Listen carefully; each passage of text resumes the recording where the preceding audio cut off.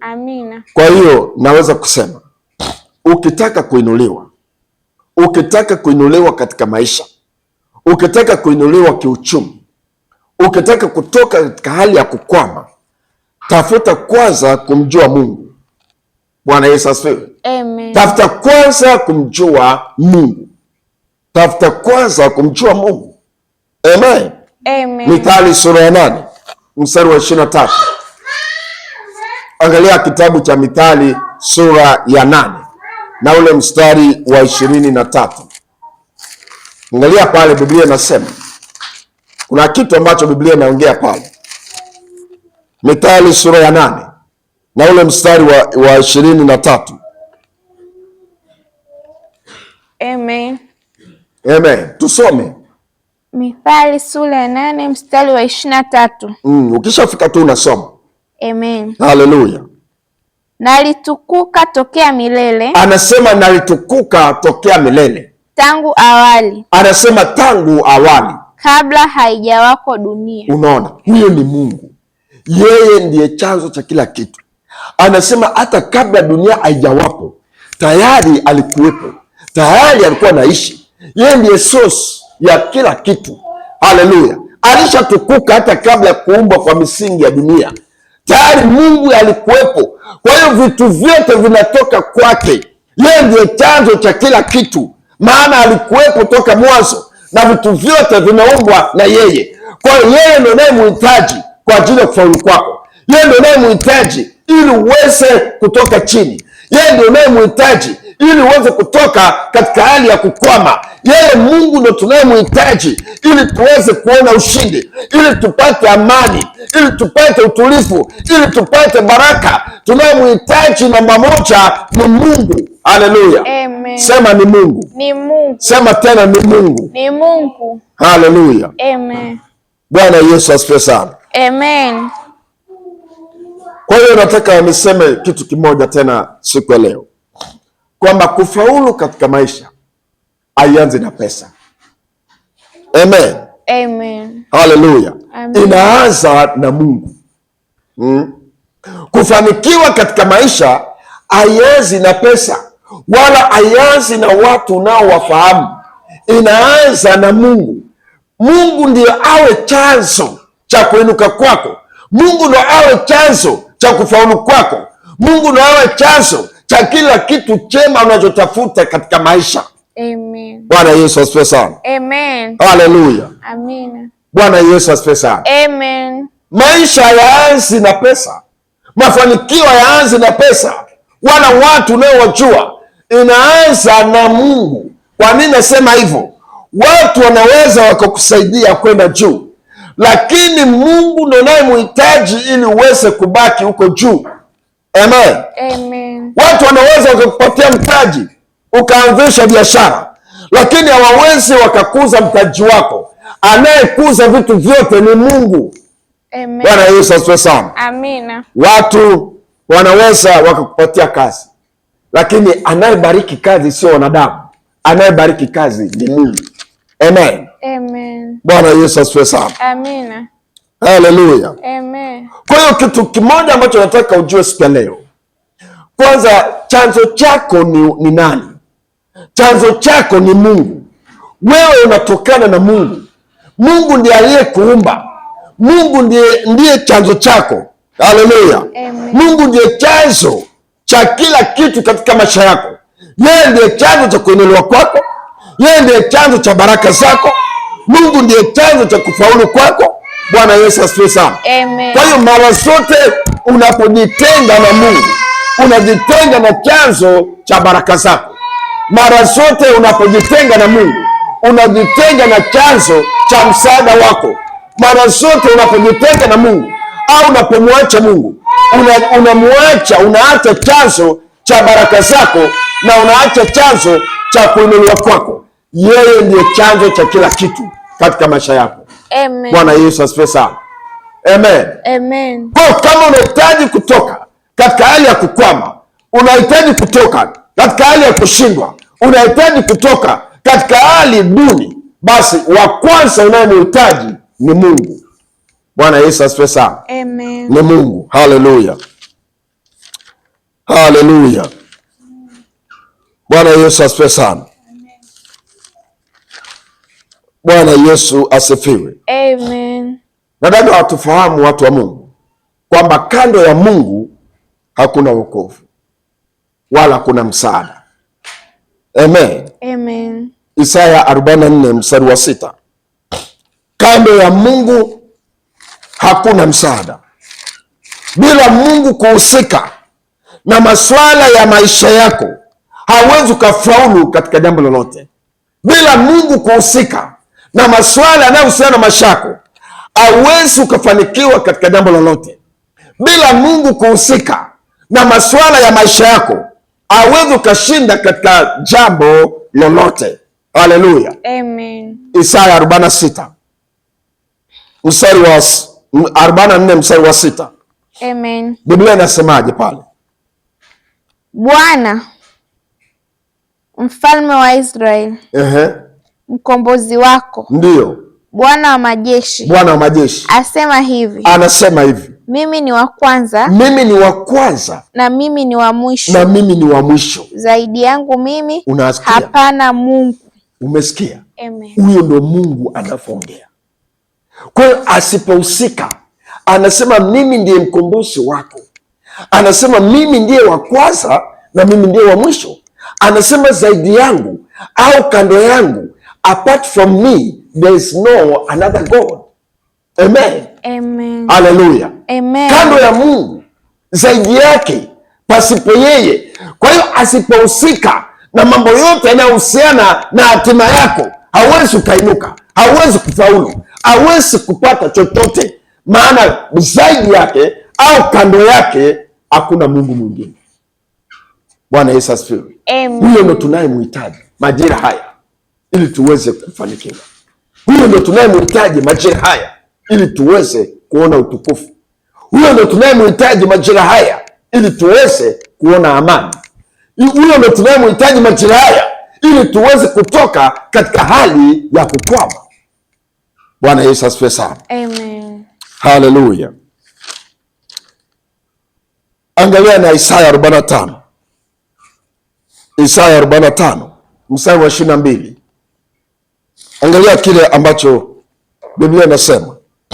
Isaya 45 mstari wa 22. Tumefika pale. Amen. Biblia inasema niangalie mimi, anasema niangalieni mimi, mkaokolewe, mkaokolewe, enyi ncha zote za dunia, enyi ncha zote za dunia, maana mimi ni Mungu. Anasema maana mimi ni Mungu, hapana mwingine, na hapana mwingine. Amen. Amen. Anasema niangalieni mimi kwa majira haya ili uweze kutoka katika hali ya kukwama. Usiangalie wanadamu, usiangalie yanayotokea, muangalie Mungu. Amen. Amen. Muangalie Mungu, yeye ndiye mkombozi. Muangalie Mungu, yeye ndiye mponyaji. Muangalie Mungu, yeye ndiye aliye na uwezo wa kumtoa mtu chini. Muangalie Mungu, yeye ndiye anayeweza akamwinua mnyonge kutoka mavumbini. Muangalie Mungu, yeye ndiye anayeweza kuleta msaada wa kweli katika maisha yako. Muangalie Mungu, yeye pekee ndio ukombozi na uponyaji unatoka kwake. Amen. Bwana Yesu asifiwe. Amen. Haleluya. Amina. Kwa hiyo sikieni watu wa Mungu, unapotoa macho yako kwa Mungu hauwezi ukapata msaada kwa mtu mwingine, hauwezi ukapata ushindi kwa mtu mwingine, hauwezi ukapata baraka au ponyaji au amani kwa mtu mwingine. Haleluya. Kwa hiyo fix macho yako kwa Mungu. Ndio maana sehemu nyingine Biblia inasema huku mkimtazama Yesu, maana yeye ndiye mwanzilishi wa imani yetu na yeye ndiye anayetimiza imani yetu. Amen. Amen. Bwana Yesu asifiwe sana. Amina. Ndugu zangu, majira tulionayo, nyakati tulizo nazo, usitoe macho yako kwa Mungu. Mtafute Mungu kwa bidii, mtafute kumjua huyu Mungu, tafuta, haleluya, ahadi zake, maana yeye pekee ndiye aliye na uwezo wa kukutoa pale ulipokwama. Bwana Yesu asifiwe sana. Amen. Haleluya. Amen. Na niseme tena, unahitaji nini zaidi ili uweze kutoka katika hali ya kukwama. Jambo la kwanza tumejifunza kwamba tunaye mhitaji wa kwanza ni Mungu. Amen. Amen. Lakini jambo la pili ni hili hapa, ili uweze kutoka katika hali ya kukwama, unachohitaji cha pili, unahitaji watu sahihi katika njia ya hatima yako. Unahitaji watu sahihi katika njia ya hatima yako. Amen. Amen. Bwana Yesu asifiwe. Amina. Sikieni watu wa Mungu, katika maisha haya, ili uweze kuinuka, ili uweze kutoka chini, ili uweze kutoka katika hali ya kukwama, wakati fulani unahitaji uunganishwe kiungu na watu fulani sahihi. Haleluya. Bwana Yesu asifiwe sana. Amen. Nataka kufahamu jambo moja siku ya leo, kwamba wapo watu ambao tayari Mungu ameshawatoa kwa ajili ya maisha yako. Amen. Amen. Haleluya. Kuna watu ambao tayari Mungu ameshawapanga kwenye njia ya maisha yako, maana Mungu ndiye anayejua njia yako. Amen. Amen. Njia ya hatima yako inaongozwa na Mungu. Ramani ya maisha yako anayo Mungu. Amen. Amen. Yaani ile picha kubwa ya hatima yako anayo Mungu.